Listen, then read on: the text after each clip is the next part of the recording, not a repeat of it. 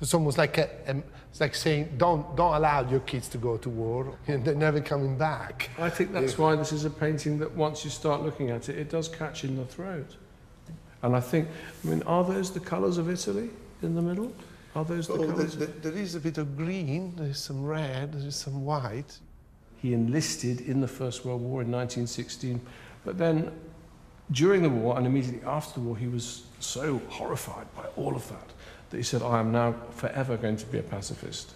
But I think it's important to look at these artists because, as so often in history, the people who make the most noise, the futurists with Marinetti as their spokesman banging his drum, with Mussolini with his megaphone, everybody knows about them, but nobody knows about these artists. It's a much quieter voice, but it's the voice of conscience. I think it's a truthful voice. You know, it makes me think what would be if there was more people like him. They would have never done that Second World War. They would have never did what they did to each other. It's just terrible. These guys were absolutely right.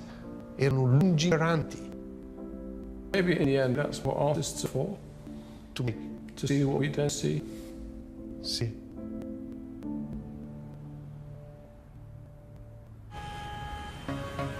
We're at the end of our journey through a city that is defined by its people.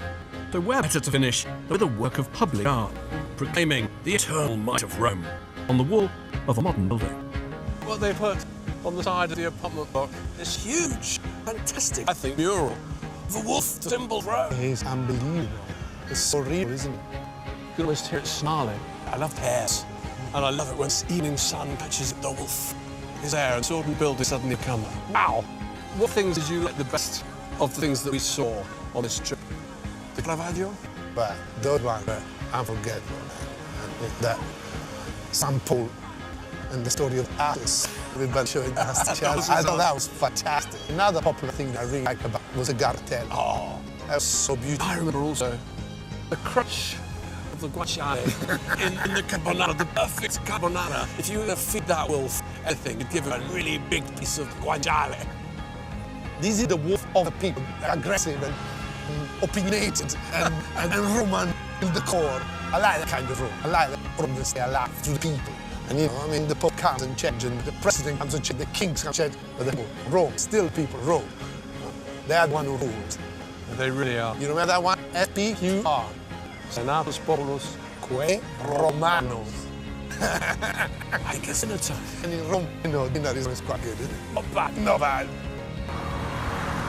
Next time, we uncover more of the hidden Rome.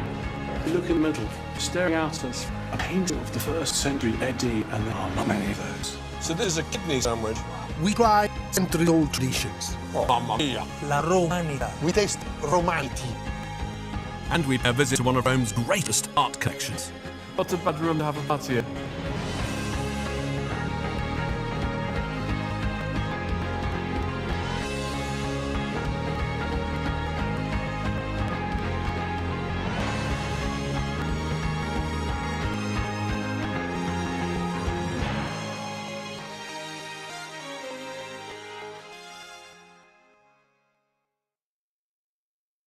And now, on guitar, Lenny Hay. Sounds pretty interesting. On drums, Stuart Copeland. Unbelievable. Did you get that? On bass, Pino Weymouth. Oh, yeah! 3 icons explore the holy unity of rock and roll. On drums, Stuart Copeland. Friday 9 on BBC 4.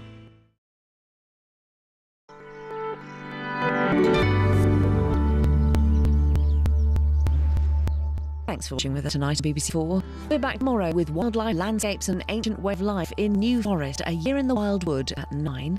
The truth about Tutankhamun is uncovered at 10. And Professor Joanne Fletcher's fascinating Immortal Egypt is 11.